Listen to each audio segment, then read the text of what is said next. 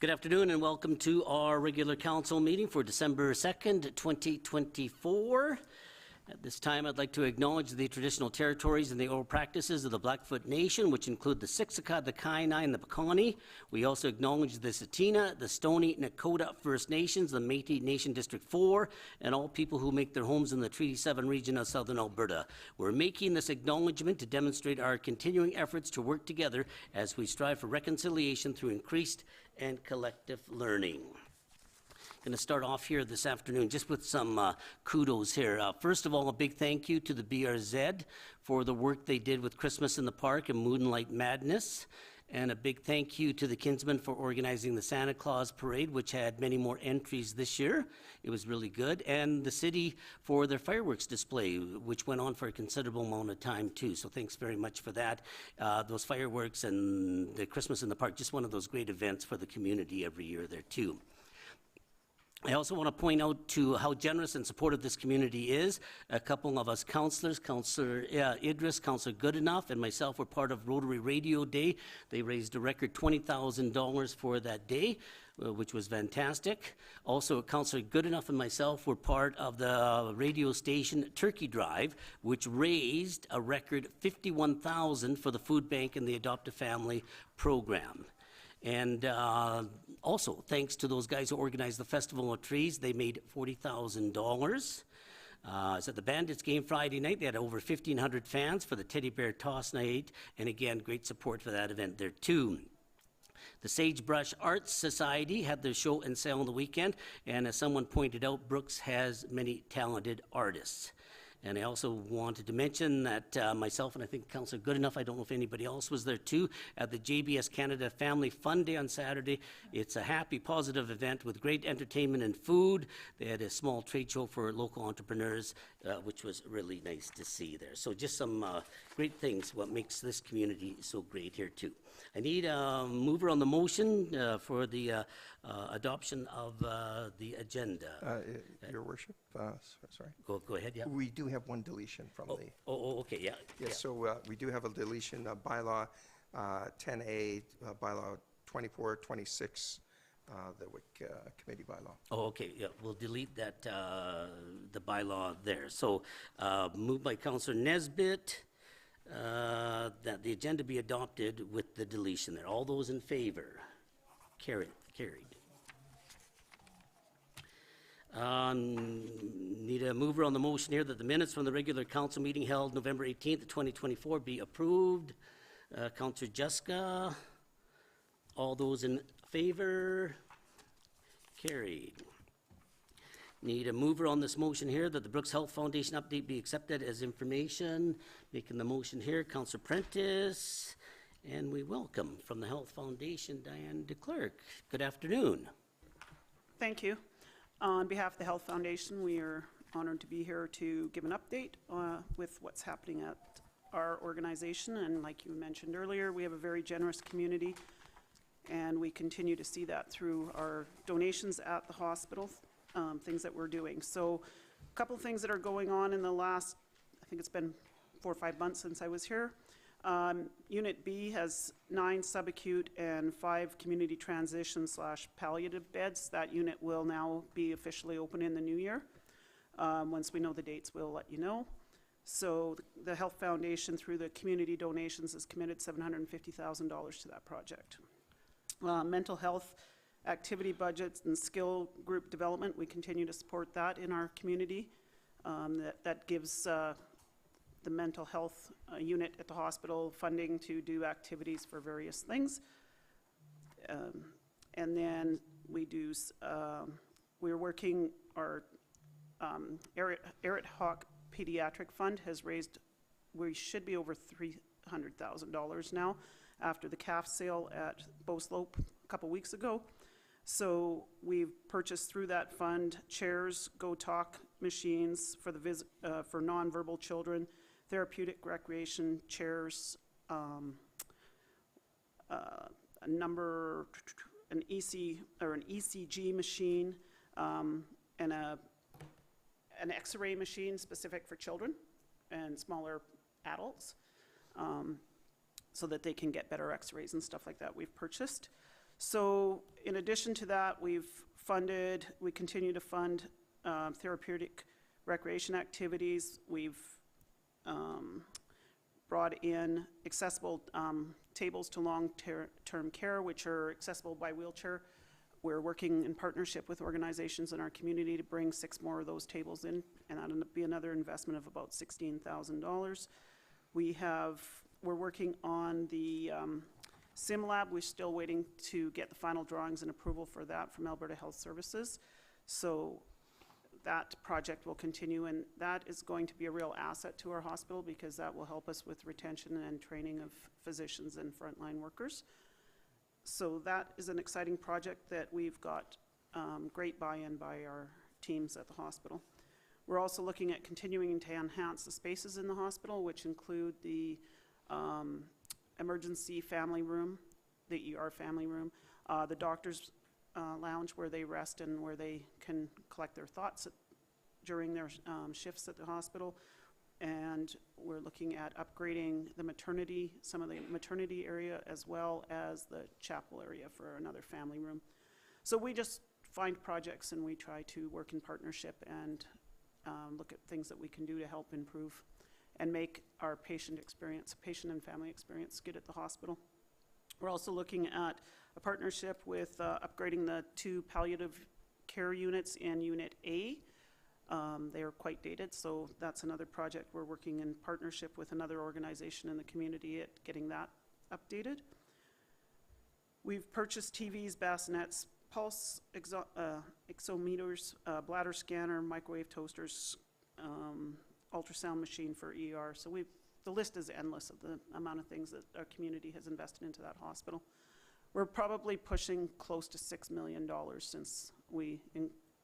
since inception, which was 1996. So, and then the other thing we're going to be working on is a cable option, or internet option, I guess. Our current internet is quite dated at the hospital, and there's Brooksnet, and we've been approached by I'm not sure, not the city, but whoever's looking after Brooksnet about coming in, and they want to do a feasibility study, so we're just assessing how that project works.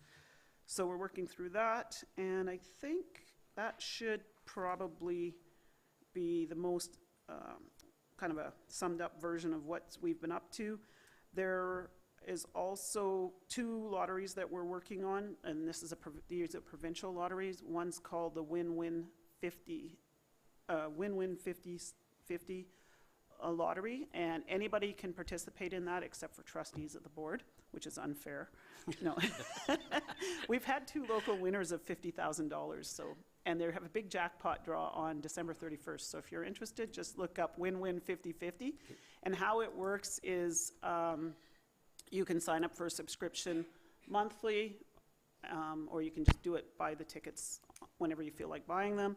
And it's across the province, and how it works is, so if they raise a net of 10 million, or say $1 million, and 10% of the people allocated the Brooks Health Foundation, we would get 10% of the net proceeds. So we're getting between $20,000 and $25,000 a year on that.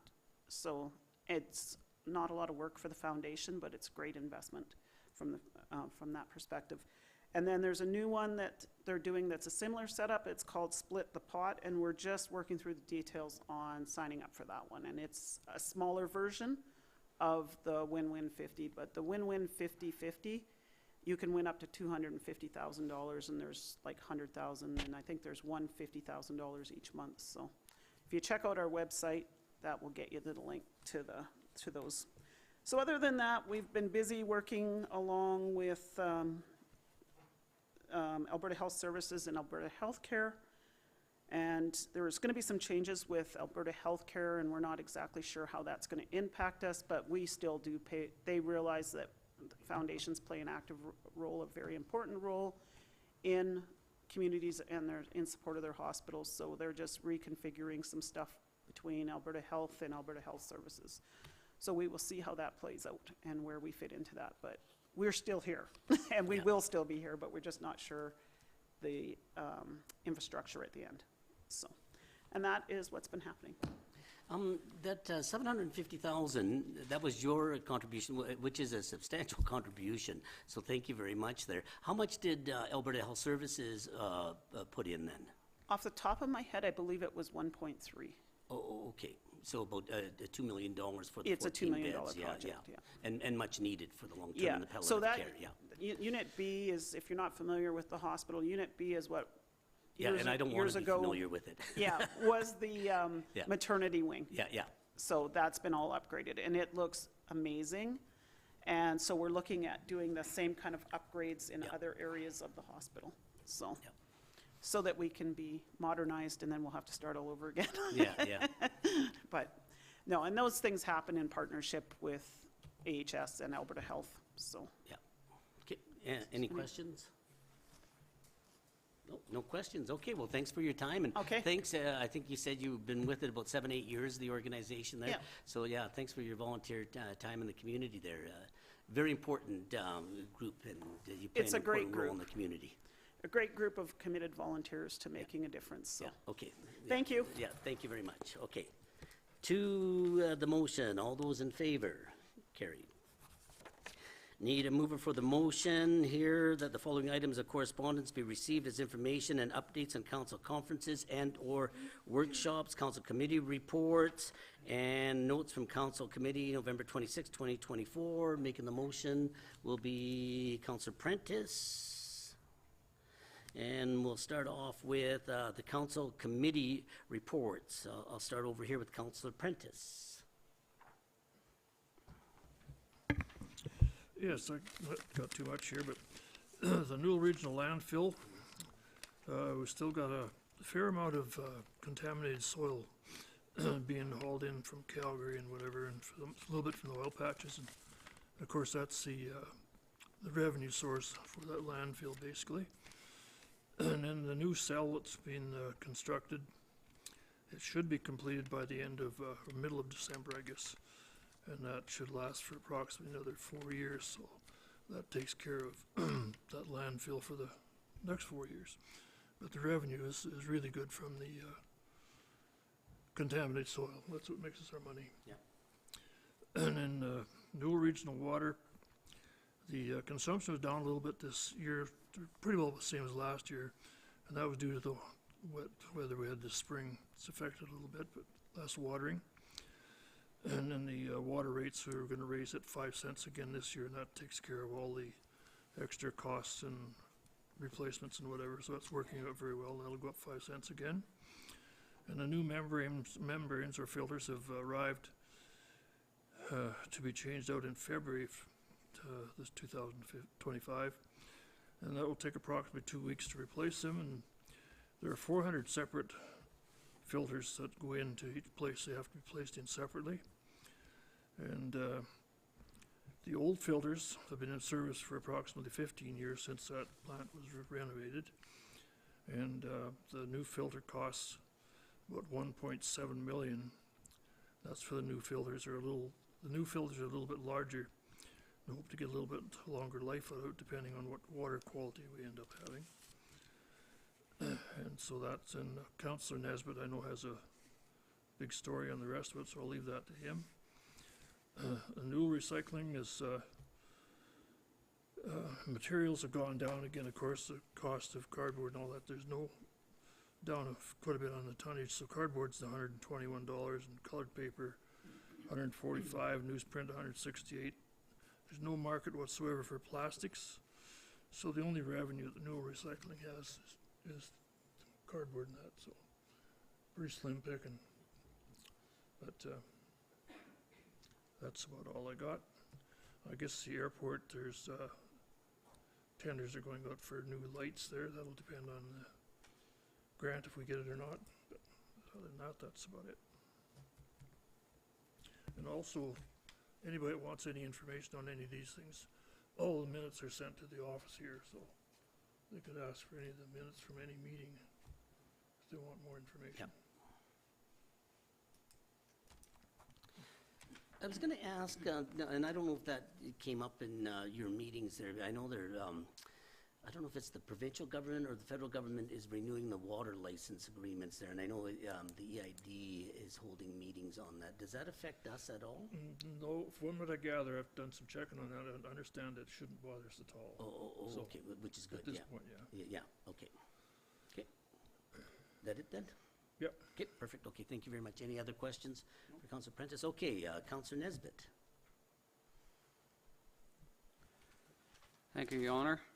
First, we'll start off with parks update, and because of the heavy snow we've just received, there's nothing really to report from the cemetery or the flower beds. The airport Bill mentioned, waiting for the quote. Parks and green spaces, all the building and pathway checks are ongoing. Garbage run and litter picking is constant. Fall turf sweeping is completed. Sweepers are packed up for the winter. The irrigation blow-off second run, double checks have been completed. Christmas decorations have been put up. Lights in the trees at City Hall have been checked, repaired, replaced. Celebration. Merry Christmas sign has also been installed. Tree maintenance. Ash Street on the southwest corner of City Hall has been pruned to clear the murals on the west wall. Pruned back the maple trees and suckers. Volunteers were on the Sunny Lee area flower bed. And 40 more trees were planted in various locations of Brooks. More deck was put back on before the big snowfall on the small moor to assist Public Works access to repair work along the CB rail tracks by Sunny Lee. Tennis course ice rinks. The nets have been removed and pickleball blocks brought back to the shop. Rubber matting has been replaced and glued down at the Rosalie ice rink. Equipment. The John Deere tractor has had check valves installed and fuel line to stop seepage and problems starting the unit. Needs a service and some minor repairs in-house and will be ready for winter operations. The New Holland tractor, number 240, was cleaned and brought to the mechanic to go over for winter preparation and snowblowing installation for Public Works. The rinks will be flooded before Christmas. And at the rate we're going, it might even be a lot before Christmas. And that's for my Park and Recreation update. Arts and Culture and Heritage. Although I haven't seen the finished product yet, we have installed or installing an 8-foot door by 10-foot sliding door 10 feet inside the main entrance of the Arts and Culture building, so the Catholic school classes will not be interrupted by any activity that may be happening in the frontal area of the building. It was about $2,500 to do the work, and we've got our staff from the city doing it because we're having trouble finding someone that could actually do the job. The International Day of Persons with Different Abilities Inclusive Art Exhibit is tomorrow from 7 to 9 p.m. at the Medium, which is 511 2nd Street West in Brooks. Light food and drinks will be served, and that's right beside the bowling alley for anyone that doesn't know where it is. We have decided to discount bookings for the building 25% starting December 21st of this year until January 5th. That's hopefully to help get some more action going on in there. And then we had a presentation by Stuart Ward. He lived in Osaka and Tokyo, Japan for 7 years. He lived overseas along doing artistic marketing for those 10 years, or for 10 years.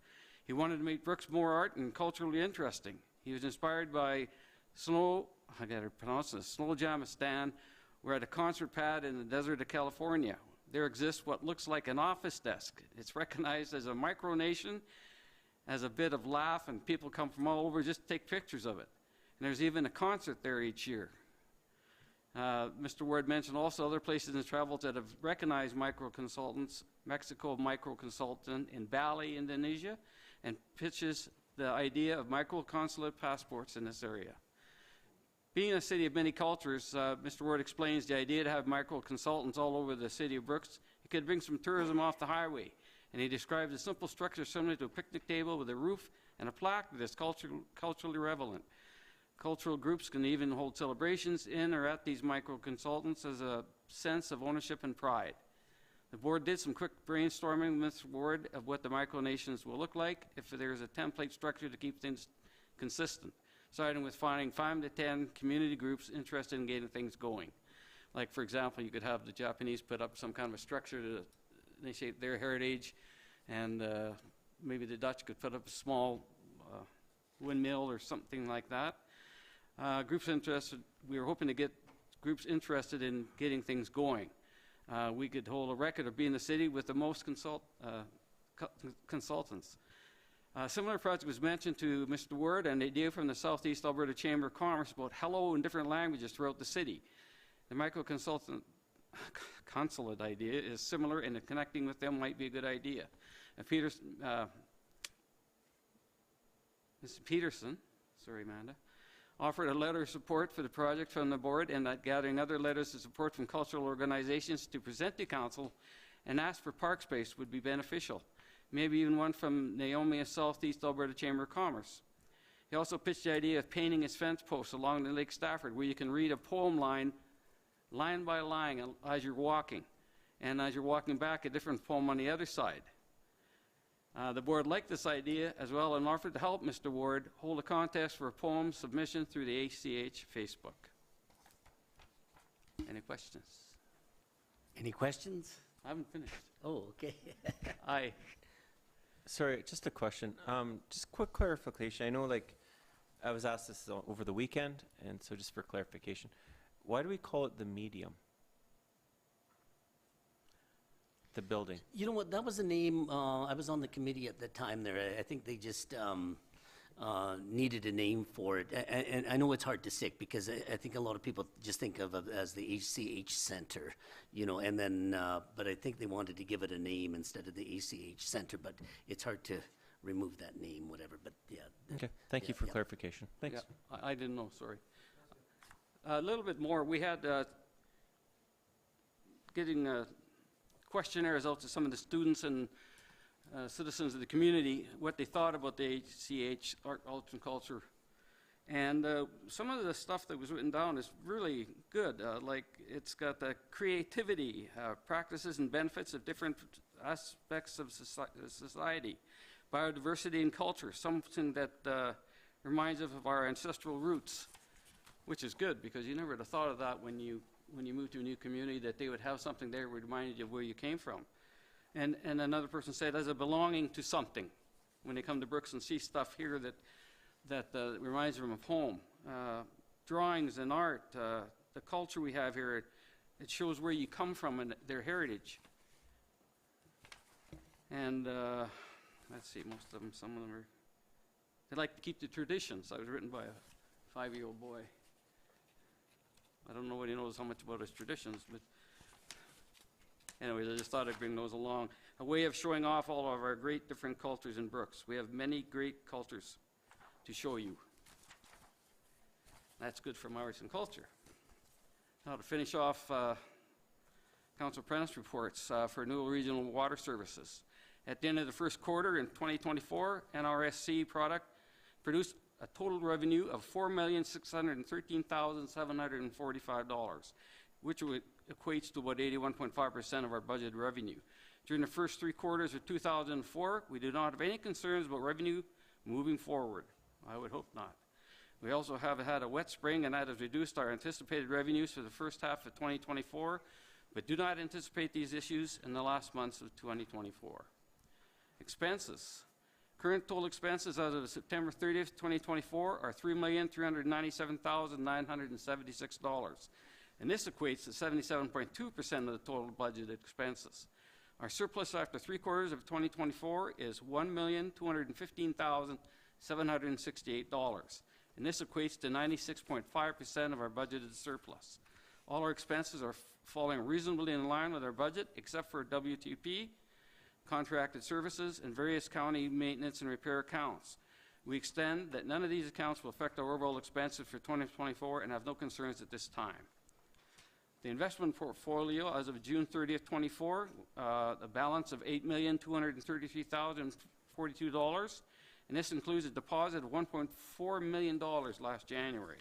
As of September 30th, 2024, our portfolio held a balance of $8,519,833, which is amazing.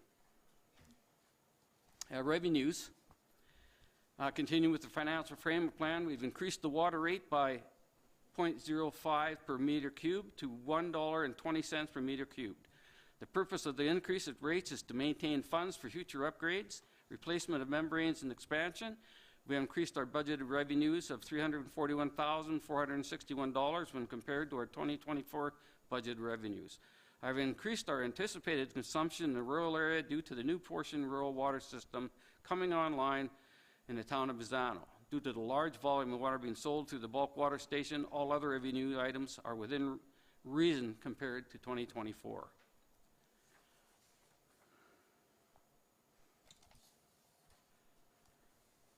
Wage rates. This is always a fun one. The administrator said that he would like to propose a wage increase of 3.5% for 2025. He said that 2024 inflation eased in Canada and Alberta. The CPI index for 2023 was 3.9% in annual change. As of the end of August 2024, the CPI index for the last 12 months was at 2% inflation, has cooled down, and now should alleviate the pressure to raise wages significantly. After reviewing many collective bargaining agreements of organizations and similar size wage increases, they vary between 1.7% and 3% for 2025. And he really did his homework. He checked everywhere. The City of Brooks wage increase for 2025 is 1.75%. The average among researchers' agreements is approximately 2.5%. The board has agreed to decide at the next meeting, which is tomorrow, on wage rates. It was suggested as an extra incentive to offer a health and wellness account to add more to health spending account that the employees already have. We had employee surveys done. It's been a while since the new manager took over at NRSC. He said he thought it would be a good idea to have an employee survey. It would give the employees an opportunity to have their say in how things are going at the new regional water. He also said it was a good way to get ahead of any issues that are common concern to anyone. It was said in a proactive way instead of a reactive way. It was said that it was like to get it started later this year, early in the new year, as he asked the chairman to find an outside agency to carry out the survey. Their results of the survey will go directly to our board. And lastly, even though this isn't to do with Brooks, it's to do with the Hamlet distribution and wastewater systems. The lift station, the Lake No Resort, has had the second pump installed. Both pumps are now functioning as normal. Safety repairs have been completed for the hatches and floor grading. Replacement of isolation and check valves is slated for December 11th. All the fall preventable maintenance tasks have been completed. This included lift station cleanouts, distribution flushing, fire hydrant winterized, and we haven't found any of them little clams anywhere near our intake valves. What do you call them? Oh, Mussels. Yeah, No yeah, mussels. yeah, yeah, yeah. No mussels have shown up yeah, yet. good. That's my report. Okay. Yeah, any questions for Councillor Nesbitt? Okay. I got 3 minutes here. I wonder if I can get Councillor Jessica to do his report in 3 minutes, or you want me to wait? You gotta wait. You know what we'll do here, because it might be a little long here, and I got to wait 3 minutes here. I'm going to go to Councillor Idris there, who is at the Southeast Managers meeting. Yeah. What was that? Yeah.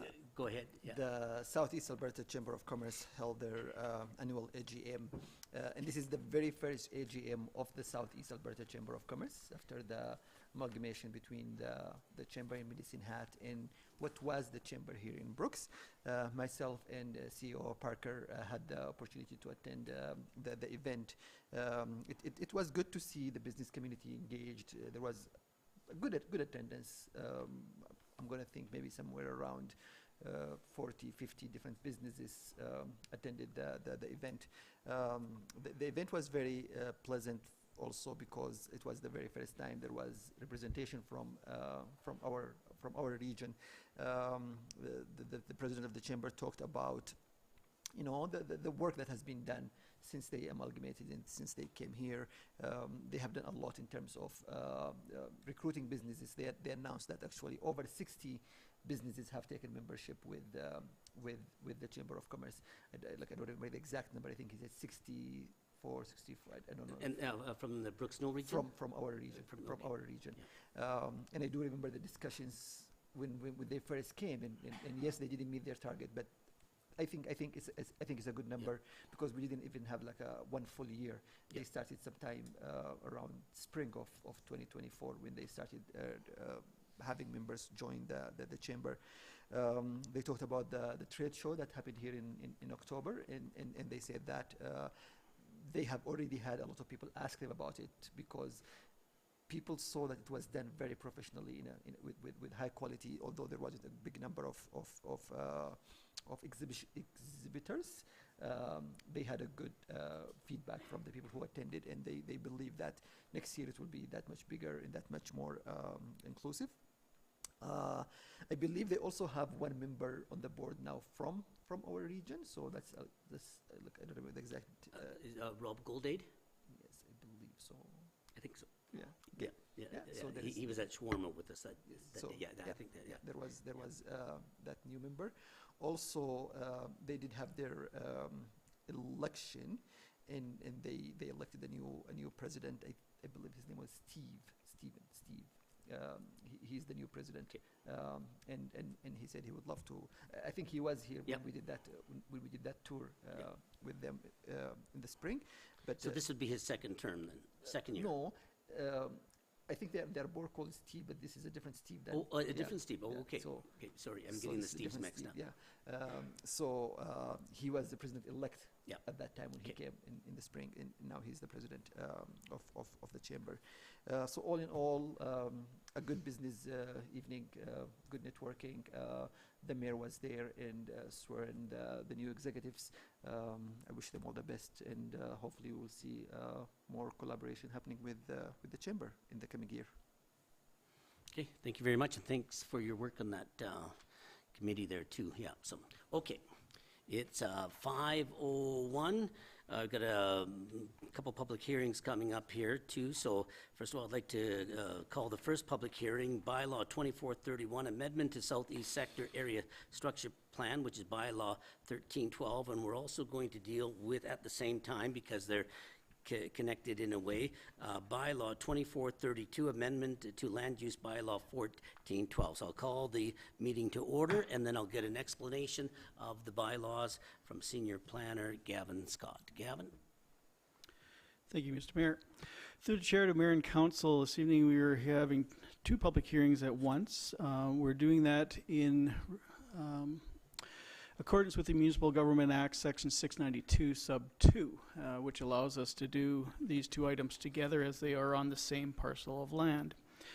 The background to Bylaw 2431 proposes to amend Map 4 for the legal location known as Plan 0512323, Block 6, Lot 1, from multifamily to highway commercial. And as per the requirements of the Municipal Government Act, a public hearing must be held prior to Council's decision on the bylaw to amend the area structure plan. At the time of writing the report, no comments were received in favor or in opposition of the proposal. The site context, this is a 2.18 acre residentially designated property which lies north of the Francophone School at the intersection of Meadowbrook Drive and Meadow Lake Way East. Other than the school, all the adjacent lands are undeveloped.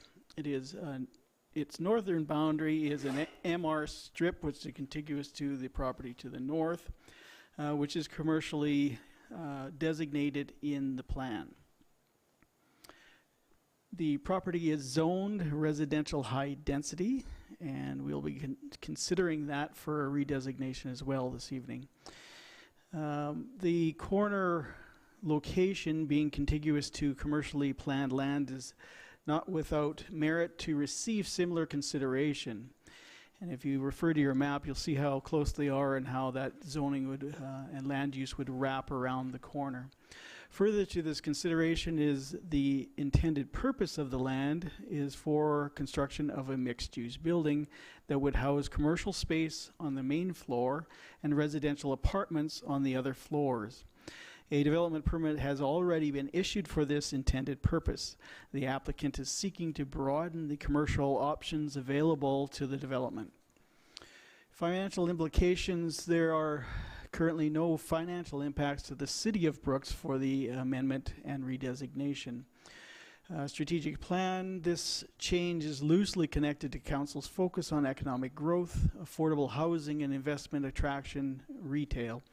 as well as future developments.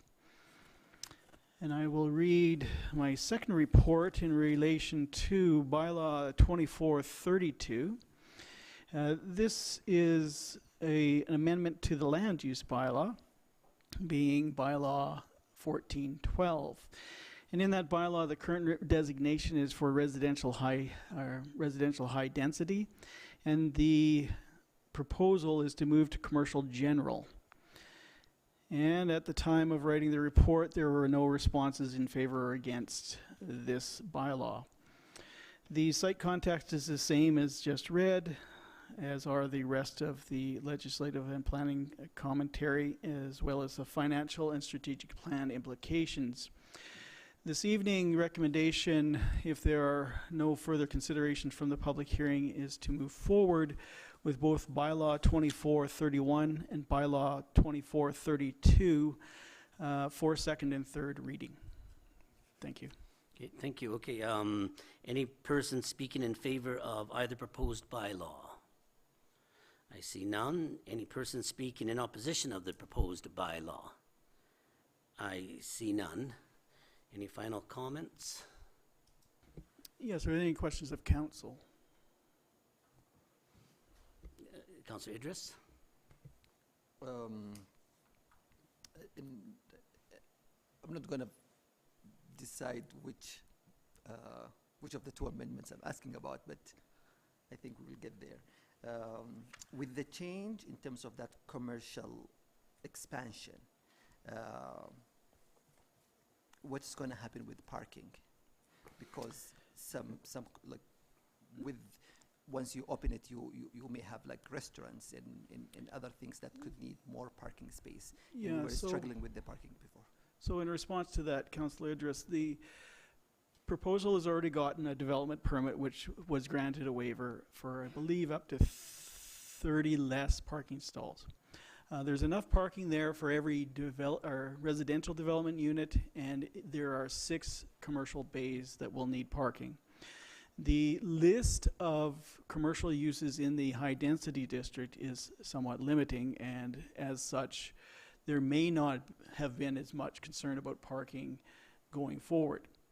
This change this evening, if it does get granted by council, would require an change in land use for this permit. And so the permit currently was issued for under one district. We're changing districts. The district has a different use, and they would have to apply for that change of use. At that time, we could reconsider parking. If the parking is again granted as it was in the prior permit, the question then is what happens when each individual commercial bay is filled.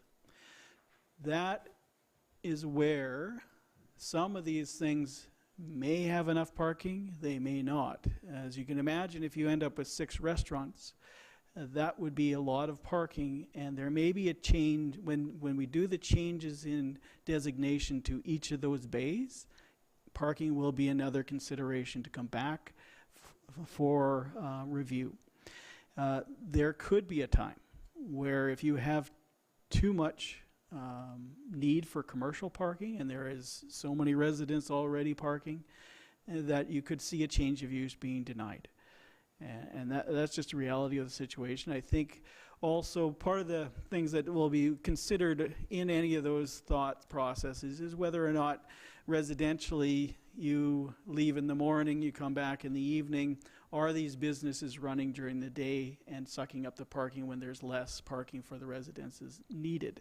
So all of that equates to, we'll see what happens when these changes of use come forward.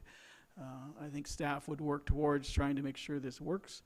Like I said, we'll see. Okay, any other questions? Okay. I'll adjourn the public hearing on both cases there then. So adjourned at 5:09. The bylaw will come up a little bit later in here now. Okay, we can continue on with our council committee reports. Councillor Jessica. I might have been able to do it in 3 minutes, but do you want me to still try? No. Yes. Okay, well, I guess the biggest thing is the Southern Alberta Energy from Waste Association The search for a new partner was finalized at a board meeting on November 29th. The executive presented the scoring of the 3 potential partners. Now, one proposed a regional mass burn facility, one proposed a regional combination biogas and gasification plant, and one proposed a smaller sub-regional gasification facility, which would largely eliminate the long-distance transfer of waste, which is one of the big challenges in having one facility to handle all of southern Alberta. The new regional landfill plant would be a prototype, with similar facilities eventually being built in other population centers, 3 or 4 serving the entire SEWA membership of southern Alberta.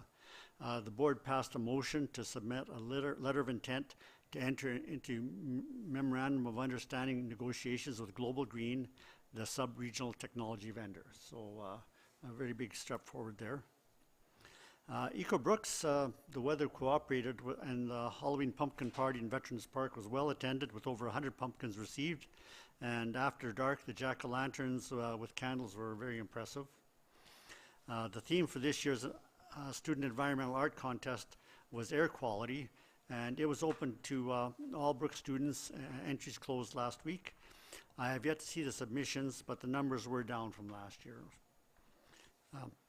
All 3 new EcoBrooks litter bins were installed in higher traffic areas with a history of litter problems, and there are now 5 in all.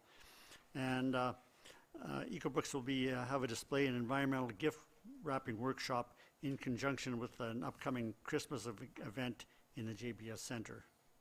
So EcoBrooks is currently working on its 2024 Sustainable Business Awards, and also we're looking at we've got lots of old projects, but also looking at, for example, the possibility of providing water bottle fill stations in one or more of the busier parks in Brooks, and they've done that recently in communities like Lethbridge and Medicine Hat. So Regional Communities in Bloom, the Commemorative Forest 2024 dedication ceremony was well attended, and the executive or the board of Regional Communities in Bloom met with the City Council to discuss the results of its competing in the 2024 international judging, where it earned bronze with 5 blooms and recognition of the Community in Bloom murals.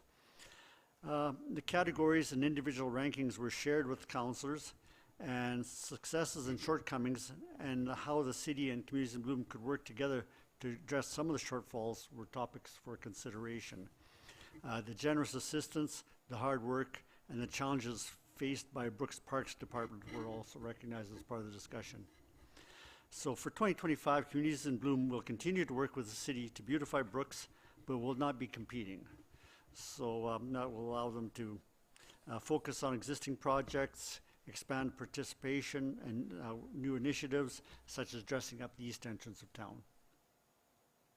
For the Brookston District Museum, twice as many people entered items in the fall fair as last year, and next year will be held earlier in September at the Family Fun Day. The Halloween event was also successful with about 210 guests, and it raised $1,930. The Corythosaurus statue outside the museum was repainted, and the colors and pattern are based on those proposed by Drumheller paleontologists. So of course, no one knows what color dinosaurs really were. So it could have been orange with purple polka dots, and nobody would know any better. But they did a very impressive job. And if you drive by and see it, the Santa Claus beard and hat are temporary. So there's been a few comments on that. Not all positive, I'm afraid. The museum property Christmas lights display is much bigger and better, and well worth the drive through it. It's open until 10 p.m. on December 31st, and at the end of the road there's a donation box to help with the costs.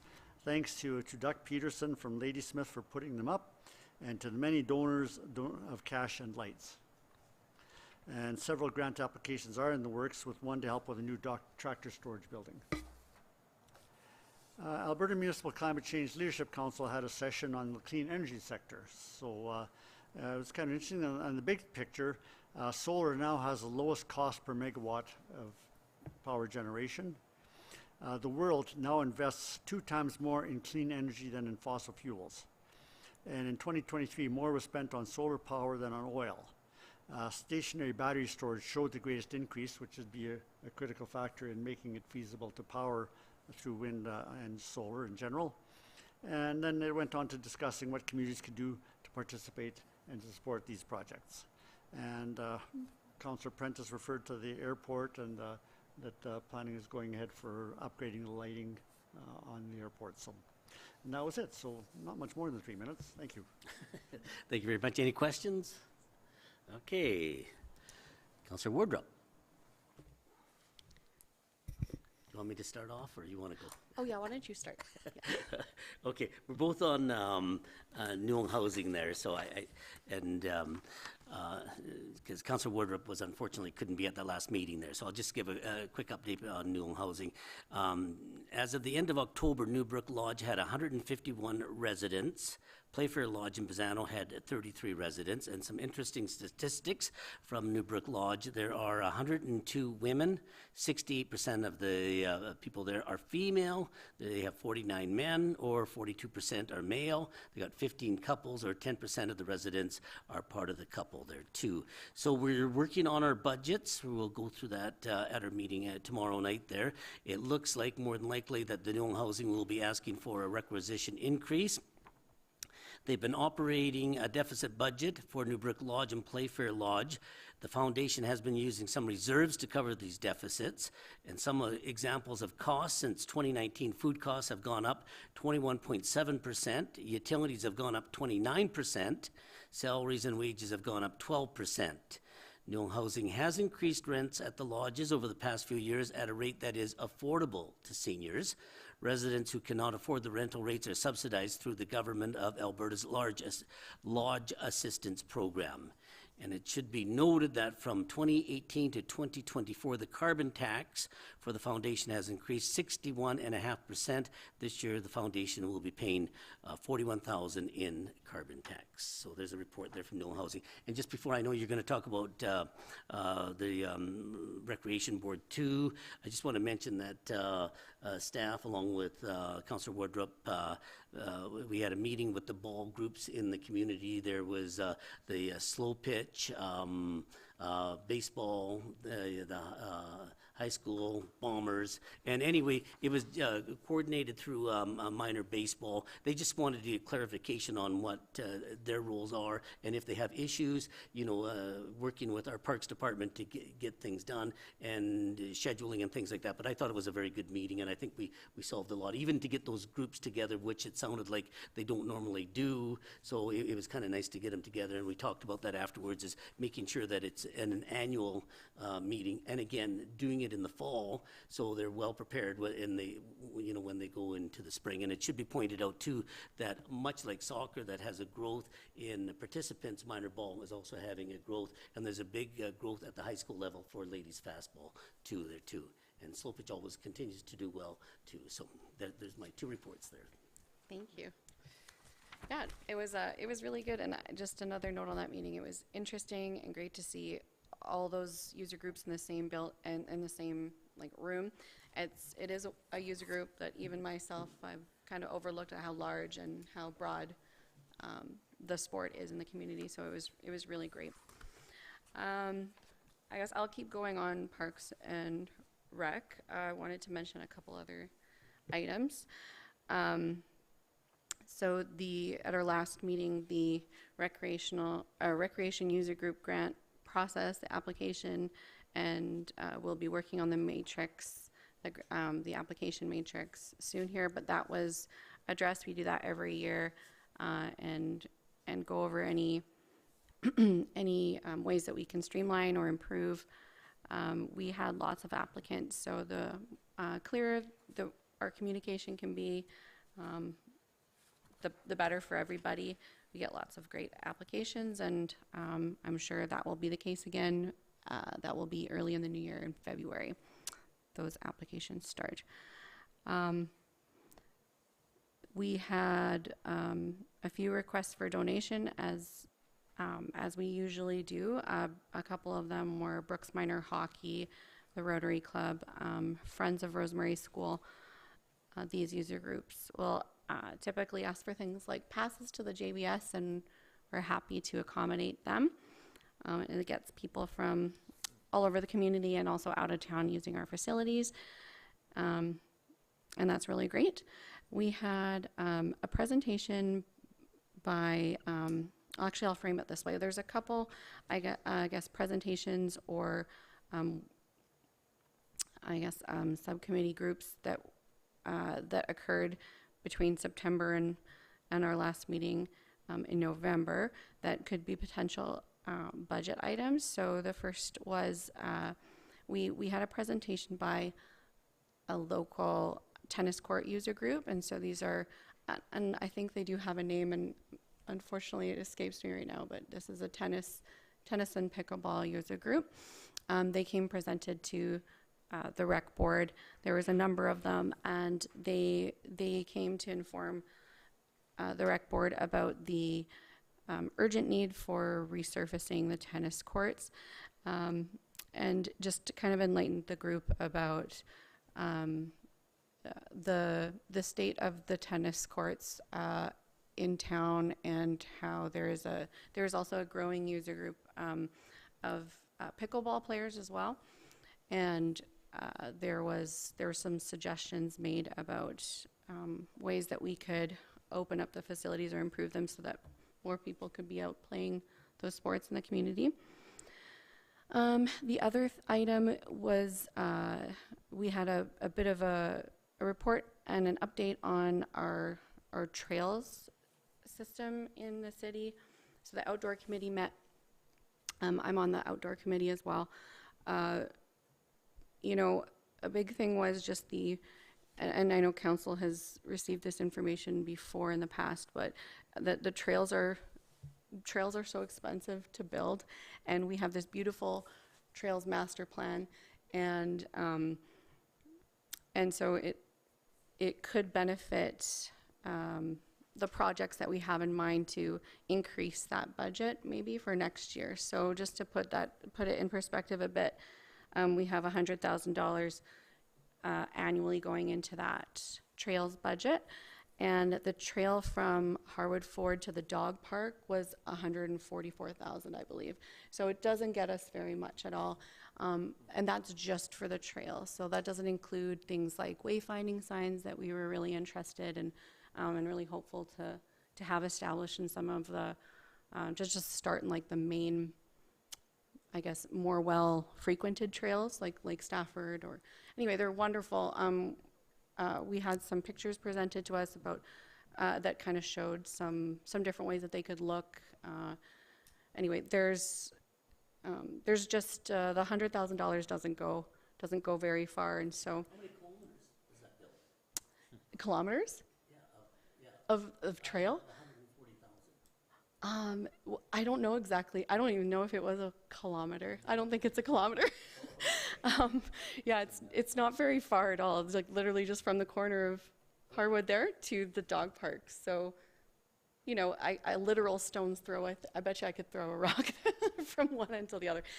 Anyway, it's a very small amount of trails, and so we were told that the strategy by our public works is they want to keep, and they're doing a great job of upkeeping and trying to making the biggest impact with the money that they're allocated. And so they're picking very strategic places and building, like that's a great example, right? Like that's a wonderful place for a trail that people are going to use. So it would be nice to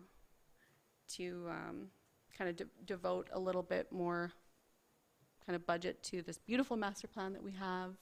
So we'll see what happens. Just wanted to let you know, just kind of on the umbrella of potential budget items there. I just want to mention something about the trails too, and I think even I think the Parks Department or Public Works does a tremendous job in keeping them clean in the wintertime. So just again, kudos to them. And I know they can't get to it right away, and people want it right away, but we have other main roads that have to be done first. But eventually, they do get to them, and it's nice to see those trails used 365 days a year and not just in the summertime. And the city does a tremendous job in keeping those clear. So I just kind of wanted to point that out there too. 100%, yeah. 100%. Thank you for adding that. The other presentation we got was from the Grassland Soccer Association, and they came and presented another option for a location for the soccer fields. Believe that will be coming to council soon, and it looks like a fantastic plan. It's been great to have our administration work with Grassland Soccer Association, and they've been a fantastic group to work with, and looking forward to finding them a permanent home in the city. FCSS. September, the fall is really always busy for FCSS because we have our core funded partner presentation. So we had that in September. We gave out $360,000 in core funding.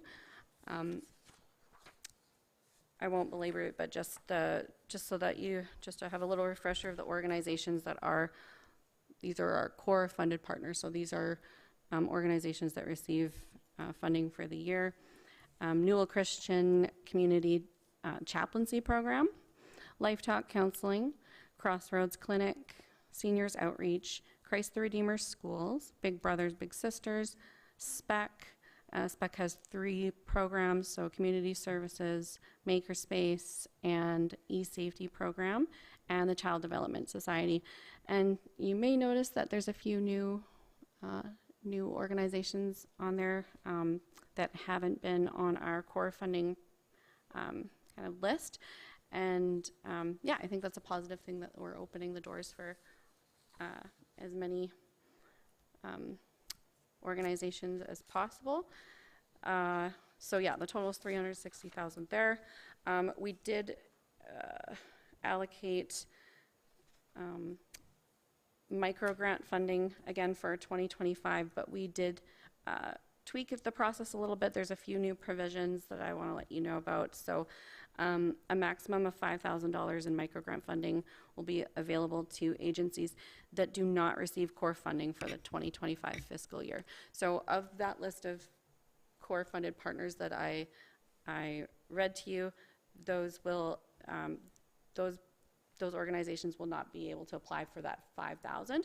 Instead, we said that those organizations could apply for a maximum of $2,500 in micro grant funding within the 2025 fiscal year. And yeah, there's just there's very limited dollars to go around, and but we also do understand that there's, you know, there might be a great project that comes up, and we don't want to kind of close the doors or say no to our core organizations that are innovating and offering new services. One thing that's changed is we're going to prioritize applications from nonprofit organizations and shall not be accepting applications from municipalities. Applications from for-profit entities will only be considered if there's no involvement of a bank or agency. Funding requests for collaborative projects with 3 or fewer partnering agencies shall be equally deducted from each agency's allowable annual funding. And for collaborative projects with 4 or more partnering agencies, funding allocations will be determined on a project-by-project basis and will not impact each agency's annual funding. So, you know, the microgrant program is something new, just kind of trying to find ways to make it the most equitable and I guess understandable for everybody. And so far, it's been really successful. I have, like, there's a huge list of microgrants. Like, I'm not going to read that all out there, but it's really great to see a tangible reflection of the community of this money that we're able to give out. We had the FCSSAA conference was held in Edmonton from November 13th to 15th. We actually had 5 board members go. I was not one of them, sadly, but we heard great things about it. It was a great learning experience. It sounded inspirational, and it proves to just be a great event every year for our board and boards across the province. 2 other notes I want to make. So there's for Christmas, the holiday season, FCSS has decided to focus our Christmas packages on a vulnerable part of the demographic that often gets overlooked during the holiday season, and that is lonely adults. So these are people with a small or non-existent circle of support. Our executive director will be, or I'm not sure if she has yet, but contacting organizations such as JBS, the Health Unit, Champion Center, Life Talk, and the Legion to try and get some information and see where we could best distribute those holiday packages. So it's like a small gift and just a way to hopefully build more community and have people who, for whatever circumstances, are alone during the holidays. And so they'll have, we're hoping to give 100 to 150 packages out to individuals during that time. And the last thing is that this actually came from the FCSS AA conference. It was highlighted that many FCSS organizations play a preventative role in their local emergency management committees. And so while that kind of seems like why is that FCSS thing, it's more for providing resources and support for individuals or groups of people who've experienced trauma and being proactive and trying to prevent that from further disrupting their lives. So currently, our FCSS is not involved in our local emergency response committee. Our executive director is going to prepare a proposal for the committee outlining how FCSS can enhance its efforts. So hopefully that could be something like collaborating with our funded partners to establish follow-up care and support for individuals, offering training and information sessions for first responders on topics like compassion fatigue, PTSD, and vicarious trauma, creating a comprehensive resource list for community members who have experienced trauma. Yeah, so hopefully this could be a helpful way to further strengthen the emergency response committee's capacity to affect that or to deal with that trauma effectively in our community. I think it was a great initiative by our executive director, Victoria. So I wanted to share that last one. And I believe that's all I have for you today. Are there any questions? Okay, any questions for Councillor Woodrup? Councillor Idris? Actually, a comment and a question. In the question, you said you don't want to read that list, but actually, before you said you are not going to read that list, I wanted to ask if you can give us some examples of oh, absolutely. some micro. I would love to read. I'll read the whole list, but hold on. I'll give you some. Is it a big examples here. list? It is a big list. Just I'm very an proud of example how big the list is. Of some of these projects. No, go ahead. Absolutely, I'll read some off for Quick, you. you don't have to read the amounts, whatever. Just No, the but I'll give you an organizations, idea right? of who. Yeah. What's the initiative? Or so the last one here. Okay, so this one actually. Oh, I don't even have this one updated till November. But the Champion Center. So the Champion Center found that. So they've applied for $5,000 for manager expenses, and so what they found is that the one of the managers at the Champion Center is they're spending a lot of their time helping individuals who need to find connections to our different agencies in town. And so we're able to help with that. That's an organization with a very limited budget. Everything is really tight, and they're trying to make that work. So just that money right there, instead of directing people, sending them out the door, sorry, we can't help you, there'll be extra staffing costs that the Champion Center can absorb with this grant money so that people are assisted and feel listened to. The Grasslands Public Schools, there's a student peace pit, so that's at the Brooks Composite High School. They made this wonderful little space where it's calm, it's beautiful, it's a place to relax and just take care of your mental health during the day. And it's close to our wellness mentors in that area. The Long Game Fitness is one, the Girls Who Run or the Girls Who Lead program. That's run out of the Duchess Rec Center. It's a great place for young girls to come together, learn leadership skills, stay physically active. Big brothers, big sisters. I mean, so now that's a good example of one of our now core funded programs that have just been kind of adding on. Yeah. Anyway, there's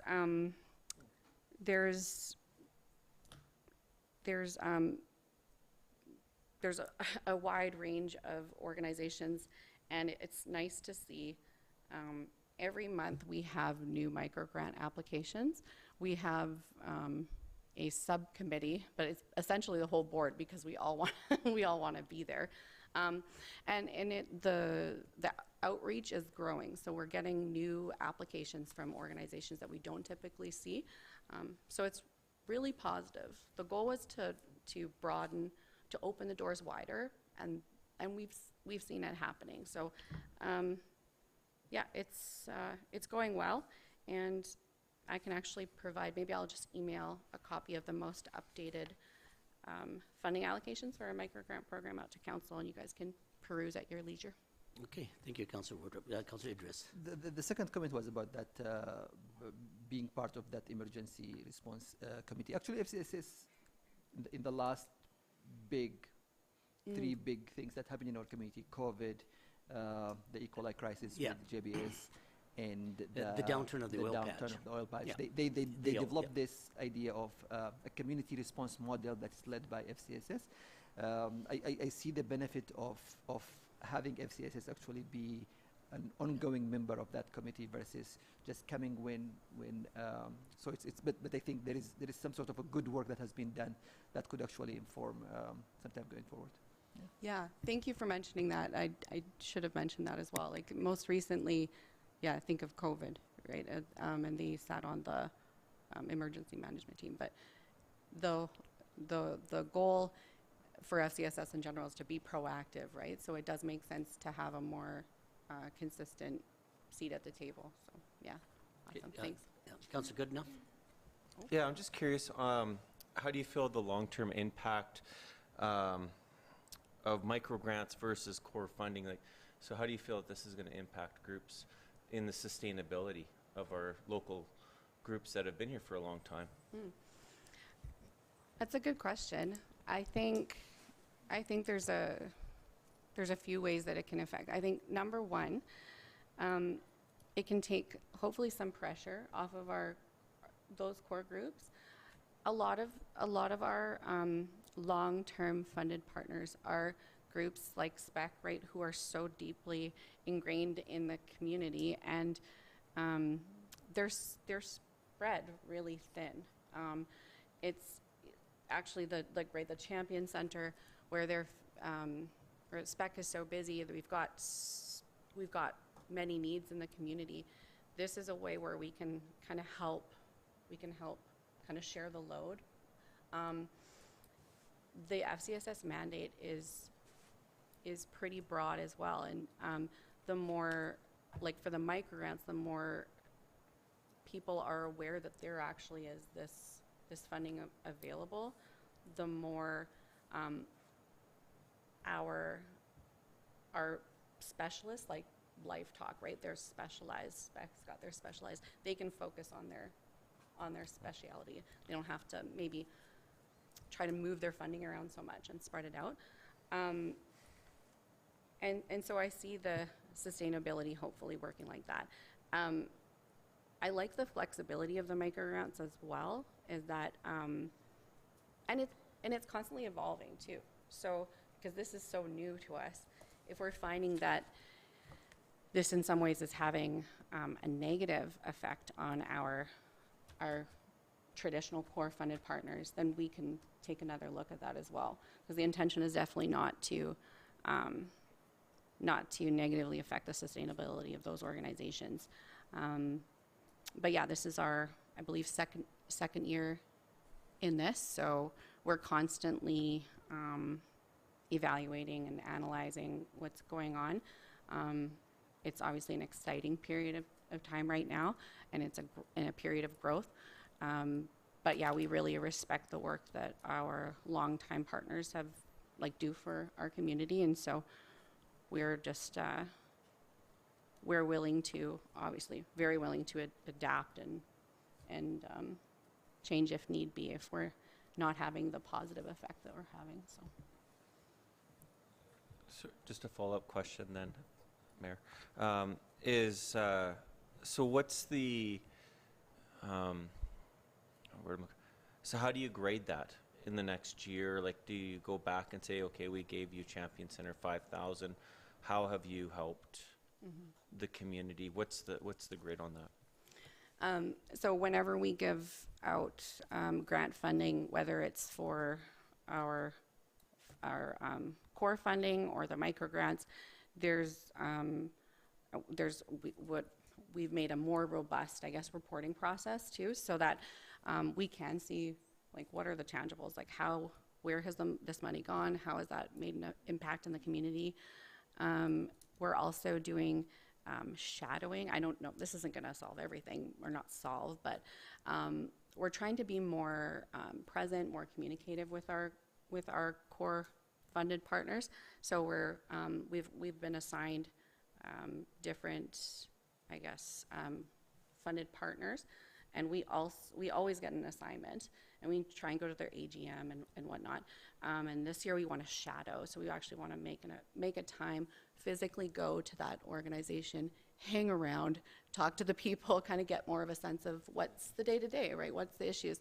And then it gives us a good idea, like the child development. I always just think of the Brooks Toy Library, but you know, so where is this money going, and how can we make this more effective, right? Like, what else are you guys looking for? You know, it's great to see just with your own eyes the positive and negative effects, right, of the changes that we're making, because we're obviously trying to do this for the best of everyone. Change is hard, but so far we've got a lot of positive feedback. We're just trying to increase communication as well. So something that I wanted to see, and we did do, and it was fantastic, was at our AGM this last year, we invited those core partners to our AGM to report back, like what was your year like? What did you do with the money, and what great impacts on the community did you have? And it was fantastic. And it was actually really nice to get them all in the room as well, talking to each other. But we want to know, right? We want to know how is it going? We really care how it's going. So there's been a big effort at increased communication, change, while still honoring those organizations that have been with FCSS for many years. Yeah, with so many needs and so many asks in the community, of course, it's going to be a tough balance, but we're trying to strike that balance the best we can, and we're always open to hearing from our core funded partners. I guess my concern is that when we start to spread the money too thin, do we actually accomplish anything in the long run? But I'll trust that FCS, your committee, knows what you're doing. But my concern is always going to be that when you've got your core funded programs that have been successful for years and years and years, and when we slowly start to give them less and less and ask them for more and more, then there's going to be results, and we'll only see that in the next years to come. So, but I appreciate it. Thank you. Okay, thank you. Okay. Councilor Jessica. Just a couple of questions, or one question observation. You were talking about Newbrook Lodge. What is the occupancy right now? Is it full, or is there still room for me? I think there's a few vacancies there. Yeah, it's pretty well full. Yeah, yeah. It's usually in the single. Yeah, I thought there's maybe about 4 or 5. Yeah, and then it depends on, you know, if it's a couples one or a singles. I think there were some singles, and yeah, so yeah, but it is small. It did, I know during COVID, it reached a high of, you know, like there was a high vacancy rate. It's just because of the lockdowns, people didn't want to stay there anymore. But since COVID, it's moved back up again. So it's pretty good. And even during that time, during COVID, because there wasn't, people were moving out, it really hurt the books there because you lose all that revenue on that there too. So, yeah. And that was 142,000 for the pathway? 144, I believe. Okay, well, yeah, it's 350 meters, so it's more than $400 a meter, so Yes. give you an idea where the money goes. Oh, I was trying to do the math. I was thinking of the one, the Lake Newell pathway, because, you know, what we spent on that per kilometer on that there Yeah. too, eh? So, yeah, so, yeah. Yeah, there's some beautiful potential projects and trails, but it's gonna cost money if we wanna do it, so. Yeah, and I know, you know, like I've been going around that Lake Stafford one for many, many years, eh? And it started off with a shale pathway, just, it was simple. And then as money came on, you know, they were able to pave it over time. So I might get some pushback on that, but maybe that's sort of a way to start some of the pathways, because I would love to see the pathway, that's my plan, but, you know, from almost Lake Stafford, you know, going on the Trans-Canada Highway out to the dog park that way too, you know, which would be Yes. really nice too. Yeah. And maybe that's sort of maybe a low-cost way of doing it initially, and then, you know, pave it down the road though. But anyway, just Yeah. a thought on that there Yeah. too. 100%. I Yeah. think Councillor Idris, and then Prentice, yeah. Go ahead. I just wanted to go back for a minute to that micro grant. Like when it was first announced a year and a half ago or something, one of the ways I thought it could be used is actually to some grassroots groups that may not have ways to access funding because they are not corporated or something like that. And I thought maybe a neighborhood would like to have one of those loan library that they have in neighborhoods, like $1,000, $2,000 to put this in the exchange books. Or maybe another neighborhood would like to have some sort of, you know, a neighborhood day where they do cleaning and they come together. And I think we, with the inclusion coordinator, we were trying to see if neighborhoods can form. So is this one of the ways you think you will spend that money, or if it is, how are you reaching these groups that? I remember there was a group one time that came to the rec center asking for money, but they were not corporated and they didn't have like a clear structure and things like that. So $1,000, $2,000 to do something as a committee. Yeah, that's a tricky conversation, and actually we actually did end up talking about this at our last rec board meeting, which was just last week, because we were talking about the recreation user group grants, and we have these small grassroots groups that we really want to give money to. It's hard though to strike a balance between like accountability and transparency, and like government grant money. Like it's and maybe that's, and I'll take a note of that, and I will mention that to the FCSS board and see what they think about it. I believe we've talked a little bit about it before, but just touching maybe on the conversation at the rec board meeting, because it addressed exactly I think what the core of your question is. It's tricky. So when we receive, because there is a finite amount of money, and so when we ask these more organized organizations to apply for this grant money, they're giving us audited financial statements, right? I guess there's a lot of evidence that they provide to us about where the money is going and that sort of thing.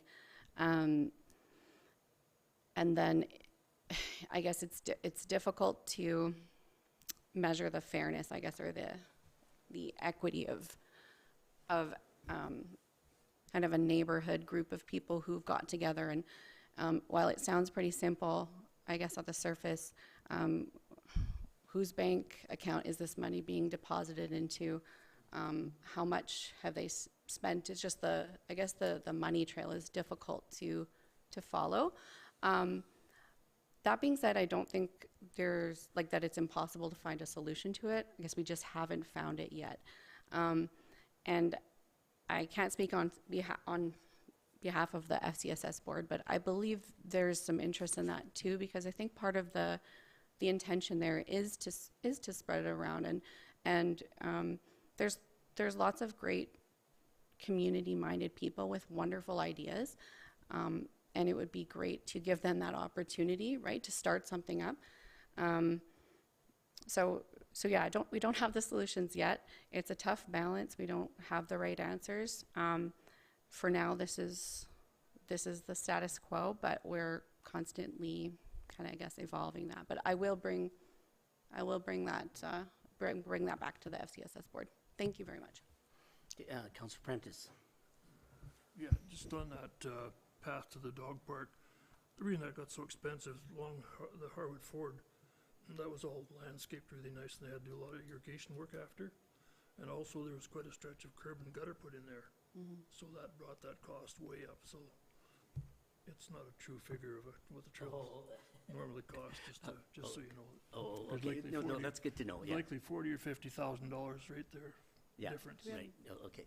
Or, good. yeah, and that sounds right then, yeah.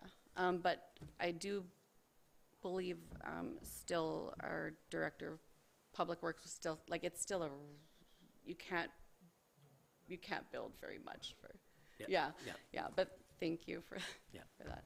Okay. Motion on the table here. All those in favor of the reports? Carried. Okay, need a mover for the motion here for bylaw number 2431 to be read a second time, and this is the amendment to the Southeast Sector Area Structure Plan. I need a mover, Councillor Juska. This will be the second time. Any questions on that since it's the second time?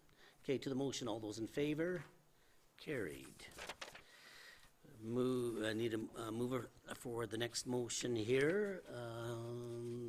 Prentice. That bylaw number 2431 being a bylaw of the City of Brooks in the province of Alberta to amend bylaw 1312 being the Southeast Sector Area Structure Plan be read a third time and adopted. All those in favor? Carried. Need a mover on bylaw number 2432 to be read a second time. Who's making the motion? Councillor Idris. Okay, any questions on that one? Okay, to the motion, all those in favor? Carried. Need a motion here on bylaw number 2432. Who's making the motion on this one here? Councillor Nesbitt.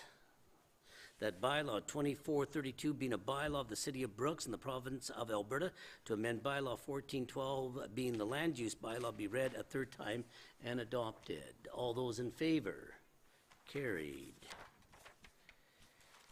Okay, need a motion on this one here. Bylaw 2433 being a bylaw of the City of Brooks in the province of Alberta to establish rules for elections conducted by the City of Brooks under the Local Authorities Election Act and addressing matters within the discretion of elected authorities under the Local Authorities Election Act be introduced and read first time. A mover on that motion there, Councillor Prentice. Okay, CEO, Deputy CEO Amanda Peterson. Thank you. Through the chair to Mayor and Council. With the municipal election date set for October 20th of 2025, administration has begun preparations for the fall election.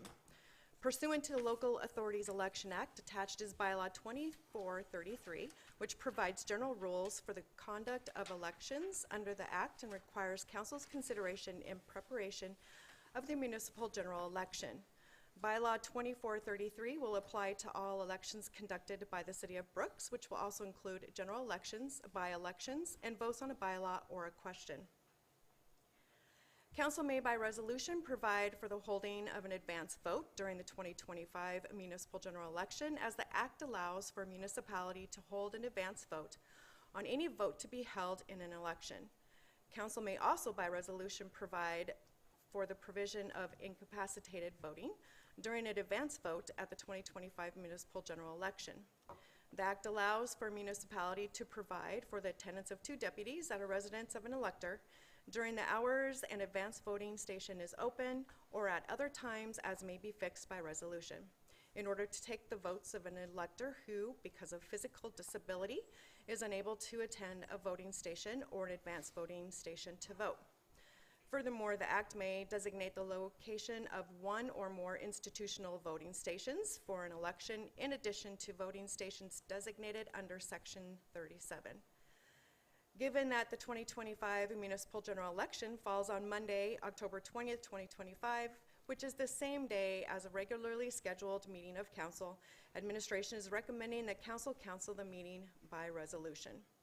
Therefore, Administration recommends that bylaw 2433 is given 3 readings and adopted, that the 2025 municipal general election advance vote be held on Saturday, October 4th and Saturday, October 18th, 2025, from 12 p.m. to 6 p.m.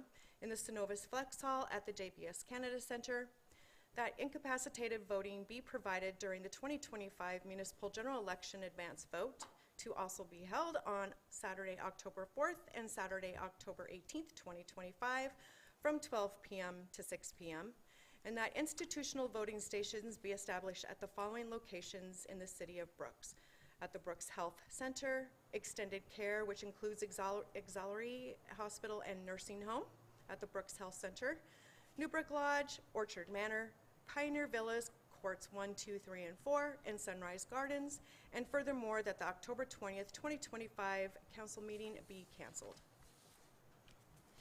Okay, to the motion, all those in favor? Carried. Need a mover for the bylaw number 2433 to be read a second time. Mover for that one, Councillor Juska. Any questions on the bylaw there? Okay, to the motion, all those in favor? Carried. I need a motion that we can give 3 readings at this meeting here.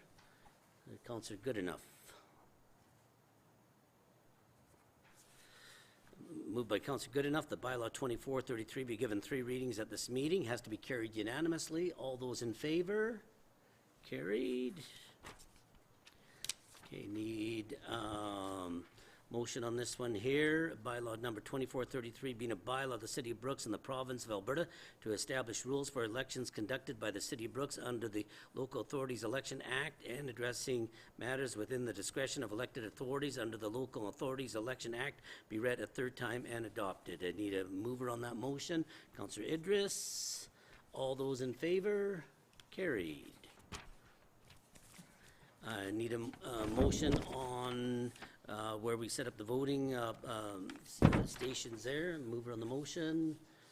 Councillor Prentice reads that the 2025 municipal election advance vote be held on Saturday, October 4th, 2025, and Saturday, October 18th, 2025, from 12 to 6 p.m. at the Synovus Flex Hall at the JBS Canada Center. The incapacitated voting be provided for during the 2025 municipal election advance vote will be held on Saturday, October 4th, 2025, and Saturday, October 18th, 2025, from 12 to 6 p.m.